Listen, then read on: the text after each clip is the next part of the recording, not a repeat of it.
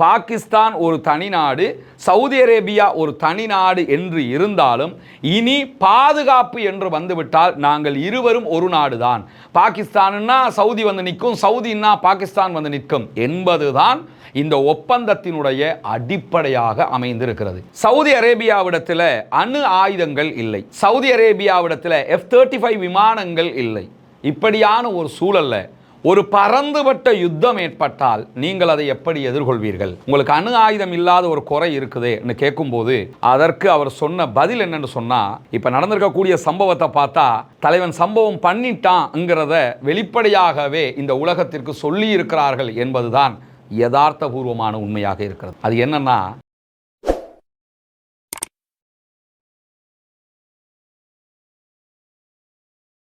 அன்பிற்கினிய சகோதர சகோதரிகளே, நம் அனைவர் மீதும் ஏக இறைவனுடைய அமைதியும் கருணையும் உண்டாகட்டுமாக என்கிற உயரிய பிரார்த்தனைகளோடு ஒரு முக்கியமான சம்பவம் நடைபெற்றிருக்கிறது சவுதி அரேபியாவுக்கும் பாகிஸ்தானுக்கும் இடையில்.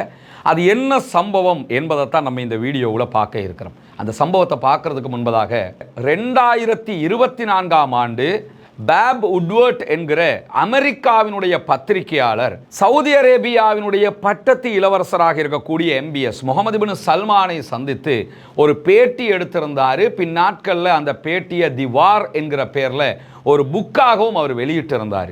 அந்த புக்கில் அவர் தெரிவித்த ஒரு கருத்தை நாம் பார்த்து விட்டால் இன்றைக்கு நடந்திருக்கக்கூடிய சம்பவத்தினுடைய யதார்த்தம் என்ன என்பது நமக்கு தெரியும். அது என்ன பேட்டி, அதில் என்ன முக்கியமாக சொல்லி இருந்தார்னா, பட்டத்து இளவரசர் முகமது பின் சல்மான் இடத்துல பாப் உல்வர்ட் கேட்ட ஒரு கேள்விதான், சவுதி அரேபியாவிடத்தில் அணு ஆயுதங்கள் இல்லை, சவுதி அரேபியாவிடத்தில் F-35 விமானங்கள் இல்லை.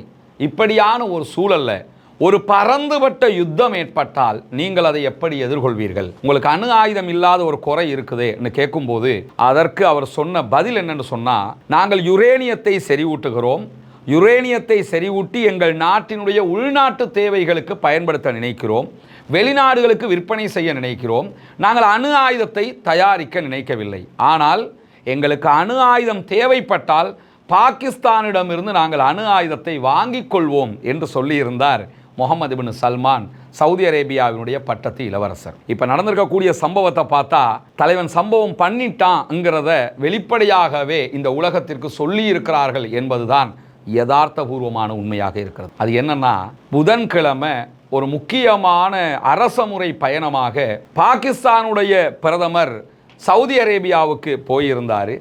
அந்த பயணத்தின் போது எடுக்கப்பட்ட புகைப்படத்தை தான் நீங்கள் இதில் பார்க்குறீங்க. பாகிஸ்தானுடைய பிரதமரும் ஷபாஸ் ஷரீஃபும் அதே போன்று பட்டத்து இளவரசர் முகமது பின் சல்மானும் ஒரு ஒப்பந்தத்தில் ஒரு அக்ரிமெண்ட்டில் கையெழுத்திட்டு கட்டி அணைத்து கொள்ளக்கூடிய காட்சி தான் இது. இதை தாண்டிய நிறைய புகைப்படங்கள் தற்போது வைரலாகி கொண்டிருக்கிறது. இரண்டு தரப்பாரும் பேச்சுவார்த்தை நடத்தியது. இந்த பேச்சுவார்த்தைகள் பன்னெடுங்காலமாக நடத்தப்பட்ட பேச்சுவார்த்தைகளாக சொல்லப்பட்டாலும் இப்படி ஒரு ஒப்பந்தம் தேவையா என்பதை சவுதி அரேபியாவும் பாகிஸ்தானும் பல விடுத்தம் யோசிச்சு கொண்டே இருந்தாங்க. இப்ப அந்த ஒப்பந்தம் தேவைதான் என்று சொல்லி சடன்லி முடிவெடுத்தாங்க. அது ஏன் முடிவெடுக்கப்பட்டது என்பதை பார்க்கறதுக்கு முன்பதாக முதல்ல ஒப்பந்தம் என்ன தெரியுமா? சவுதி அரேபியாவும் பாகிஸ்தானும் பரஸ்பரம் military agreement, total military agreement ஒன்று போட்டிருக்கிறாங்க. அனைத்து இராணுவ ஒப்பந்தம் என்று கூட இதை நம்ம சொல்லலாம். அதாவது பாகிஸ்தான் மேலே யாராவது தாக்குதல் நடத்தினால் சவுதி மேலேயே தாக்குதல் நடத்தியதாக கருதி பாகிஸ்தானோடு இணைந்து சவுதி அரேபியாவும் தாக்குதல் நடத்தக்கூடிய எதிரி நாட்டின் மீது பதிலடி தாக்குதல்களை வழங்கும்.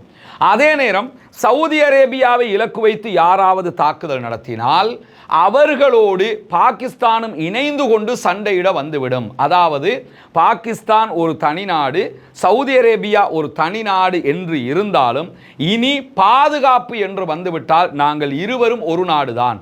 பாகிஸ்தான்னா சவுதி வந்து நிற்கும், சவுதின்னா பாகிஸ்தான் வந்து நிற்கும் என்பதுதான் இந்த ஒப்பந்தத்தினுடைய அடிப்படையாக அமைந்திருக்கிறது. இந்த ஒப்பந்தத்தை யாருமே எதிர்பார்க்கலங்கிறது தான் இந்த இடத்துல ஒரு ஷாக். என்னன்னா, பேசிக்கிட்டே இருப்பாங்க, ஒப்பந்தம் பண்ண மாட்டாங்கன்னு நினச்சிக்கிட்டு இருந்தாங்க. ஆனால் திடுதிப்புன்னு இந்த ஒப்பந்தம் நடைபெற்று முடிந்து விட்டது. அதற்கான காரணம் என்னன்னு சொன்னால், இஸ்ரேல் திடீரென கத்தர் மீது நடத்திய தாக்குதலை எந்த அரபு நாடுகளுமே எதிர்பார்க்கலை. ஏன்னா காசாவில் அடிப்பான், லெபனானில் அடிப்பான், சிரியாவில் அடிப்பான், ஏன் டியூனிஷியாவுக்கு கூட அடிப்பான், அது மாற்று கருத்து இல்லை. ஆனால் அரபு கண்ட்ரியில் யாருக்குமே அடிக்க மாட்டாங்கன்னு நினச்சிக்கிட்டு இருந்தாங்க. குறிப்பாக இந்த மிடில் ஈஸ்ட் இருக்கிறாங்களா இல்லையா, இந்த பகுதியில் கை வைக்க மாட்டாங்கன்னு நினச்சிருந்தாங்க. இஸ்ரேல் என்கிற ஒரு நாடு உருவாக்கப்பட்டதுலேருந்து இந்த மிடில் ஈஸ்ட் வலயத்துக்குள்ளே அவங்க தாக்குதல் நடத்தியது யமன் மேலே மட்டும்தான். வேறு எந்த நாடுகள் மேலேயும் அவங்க கை வைக்கலை. ஆனால் திடீரென்று இஸ்ரேல் என்ன பண்ணாங்கன்னா கத்தர் மேலே தாக்குதல் நடத்திட்டாங்க. கத்தர் மேலேயே தாக்குதல் நடத்திட்டாங்கன்னா நம்ம மேலே நடத்த மாட்டாங்களா என்கிற ஒரு கேள்விதான் இப்பொழுது எல்லா நாடுகளுக்கும் ஒரு பயமாக தொற்றி இருக்கிறது. ஏன்னா அமெரிக்காவினுடைய ரொம்ப நெருங்கிய நண்பனாக இஸ்ரேலை மாதிரியே இருக்கக்கூடிய ஒரு நாடு தான் கத்தர். கத்தருக்கே அடிச்சிட்டாங்கன்னா நம்ம எம்மாத்திரம் என்கிற ஒரு நிலை எடுத்ததோடு தான் கத்தரும் இப்போ நிறைய மூவ் பண்ண ஆரம்பிச்சிருக்கிறாங்க. உடனே ஜோர்டானுக்கு கத்தருடைய அதிபர் போனார், நேற்றைய தினம் பேச்சுவார்த்தைகளை நடத்தி இருக்கிறாரு. அதே மாதிரி தான் தற்போது முகமது பின் சல்மான் உடனடியாக பாகிஸ்தானோடு இந்த ஒப்பந்தத்தை கையெழுத்து பண்ணி முடிச்சிட்டாரு. முடிச்சது மட்டும் இல்லாமல் சவுதியினுடைய அதிகாரிகள் உடனே ஒரு அறிவித்தலையும் எடுத்திருக்கிறாங்க. இந்த ஒப்பந்தத்துக்கும் நாங்கள் இந்தியாவோட முரண்டு பிடிச்சுக்கிறோம் என்று சொல்லி நீங்கள் புரிஞ்சு கொள்ள வேண்டிய தேவை கிடையாதுன்னு. இந்தியாவோட எங்களுக்கு எந்த சண்டையும் கிடையாது. இந்தியாவோடு நாங்கள் ரொம்ப நெருங்கின நண்பர்களாகத்தான் இருக்கிறோம். ஆனால் எங்களுடைய பாதுகாப்பை கருதி இந்த ஒப்பந்தத்தை செய்திருக்கிறோம் என்று சொல்கிறார்கள். ஆனால் யதார்த்தமான கள நிலவரம் என்னென்று கேட்டால், இனிமே இந்தியா பாகிஸ்தானை தாக்கினால் சவுதி அரேபியாவும் பாகிஸ்தானோடு இணைந்து இந்தியா மீது தாக்குதல் நடத்த வேண்டும் என்பதுதான் இந்த ஒப்பந்தம் சொல்லக்கூடிய தகவலாக இருக்கிறது. ஆனால் சவுதி அதிகாரிகள் என்ன சொல்றாங்கன்னா, நீங்க கோவிச்சுக்கிறாதீங்க, உங்களுக்காக நான் உங்களை எதிர்க்கணும்னு நாங்கள் இந்த ஒப்பந்தம் எல்லாம் போடலை, எங்க பாதுகாப்புக்கு போட்டிருக்கிறோம்ங்கிறாங்க. யதார்த்தமான ஒரு பகுதியும் அப்படி இருக்கிறது.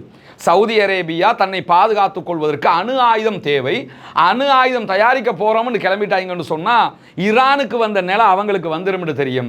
எனவே காதும் வச்ச மாதிரி என்ன பண்ணிட்டாங்கன்னா, நாங்கள் இனி தயாரிக்க தேவையில்லை, தேவைன்னா பாகிஸ்தான் இருந்து நான் வாங்கிக்கிறேன் சொல்லி 2024 பேப் உல்வட்டுக்கு கொடுத்த பேட்டியில் சொன்ன மாதிரியே MBS சம்பவத்தை பண்ணிட்டாருங்கிறது தெளிவாக தெரிகிறது. எனவே இனி சவுதி அரேபியா அணு ஆயுதம் இல்லாத நாடாக இருந்தாலும் அணு ஆயுதத்தை பயன்படுத்த முடியுமான நாடாகத்தான் இருக்க போகிறது என்பது இந்த ஒப்பந்தத்தில் வெளிப்படையாக தெரிவிக்கப்பட்டிருக்கக்கூடிய ஒரு விவகாரம். இன்னும் சொல்ல போனால் பாகிஸ்தானை பொறுத்தவரையில் பாகிஸ்தான் இஸ்ரேலை அங்கீகரிக்காத ஒரு நாடு, இஸ்ரேலோடு ராஜ்ய தொடர்புகளை வைக்காத ஒரு நாடு, இஸ்ரேலோடு பிசினஸ் பண்ணாத ஒரு நாடு, எந்த விதமான தொடர்புகளையும் வைக்காத ஒரு நாடாகத்தான் பாகிஸ்தான் இருக்கிறது.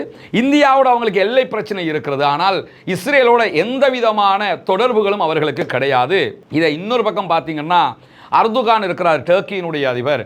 அவர் நான் எதுவும் பண்ண மாட்டேன் எல்லாத்தையும் பண்ணி வச்சிருந்தார் இஸ்ரேலோட. இப்போதான் அந்த பிரச்சனையில் எல்லாத்தையுமே துண்டிச்சு நிற்கிறாங்க அவங்க. ஆனாலும் அந்த வெளிப்படையான துண்டிப்புகள் இருக்கிறது, உள்ரங்கமான தொடர்புகளும் இருக்கிறது என்று சர்வதேச ஆய்வாளர்கள் அர்துகானுடைய டர்க்கியை பற்றி சொல்லும்போது பேசுகிற காட்சிகளை நம்ம பார்க்குறோம். ஆனால் பாகிஸ்தான் எடுத்துக்கிட்டோம்னா, பாகிஸ்தான் வெளிப்படையாகவோ உள்ரங்கமாகவோ இஸ்ரேலோட எந்த தொடர்புகளையும் வைத்த ஒரு நாடு கிடையாது, வெளிப்படையாகவே எதிர்க்கக்கூடிய ஒரு நாடு. இந்த கத்தார் மீதான தாக்குதலின் போது கூட பாகிஸ்தானுடைய பாதுகாப்பு அமைச்சர் சொன்ன செய்தி என்னன்னு சொன்னா, எங்ககிட்ட அணு ஆயுதம் இருக்குதுப்பா, நம்ம அத்தனை பேரும் ஒன்று சேருவோம், நேட்டோ மாதிரி ஒன்று உண்டாக்குவோம், தேவைப்பட்டா எங்க அணு ஆயுதத்தை கூட அத்தனை பேரும் பயன்படுத்துகிற விதமாக நம்ம பண்ணிக்கிறலாம் என்று சொல்லி ஒரு வார்த்தையை சொல்லி இருந்தாரு.